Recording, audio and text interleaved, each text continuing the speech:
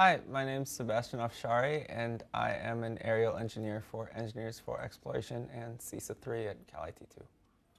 So right now I'm working on my own project, which is a conservation work in Belize. We're looking to track harpy eagles non-invasively, which is a super cool project because the harpy eagle has only been, it's very rare in Belize. They've only discovered about 20 of them there since 1980. And this is because they're in a terrain that's super hard to navigate by foot. And so we're going in there with our technologies, our various types of cameras and aerial platforms, and we're going to try to cover a lot more ground than a person could ever hope. We use airplanes for that because it's a large area survey, which is what we technically prescribe airplanes for, because quadcopters have very limited range.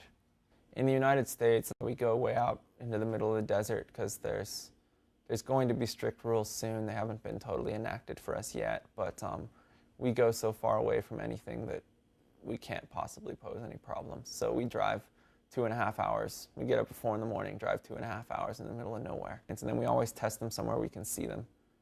So if that means if we're testing a distance mission, it's really just a circle in the air. We're like, pretend it now flew 10 kilometers away, and we'll fly 10 kilometers in a circle, because you never want to have them get out of line of sight while you're testing. So personally, I've worked on a archaeology trip in Mexico.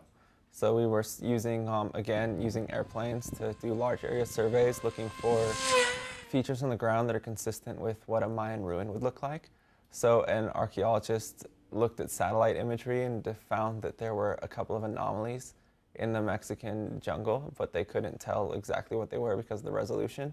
So we flew over them with a variety of sensors and gathered a lot of data, and the archaeologists decided that those had to be Mayan ruins, and they actually hiked out and discovered 3 of them. We use planes for anything we can't really walk to. On the quadcopters, when we want a really high resolution image of something we can see. So quadcopters are really good for just getting an all-around type view. We use them on one ruin that we could walk to because we could get an all-around view of it. And but the planes we need because they have much more range than quadcopters. I invented my own project for it, which was making an autonomous helicopter, because again, I love getting out in the field. All of those projects have components that are lab-based and then application-based. And then depending on the kind of person you are, you can go out in the field and deploy them, or you can just stay in the lab and working on them. Oftentimes people do both. I mean, there are people, if you don't want to go out in the field, you don't have to.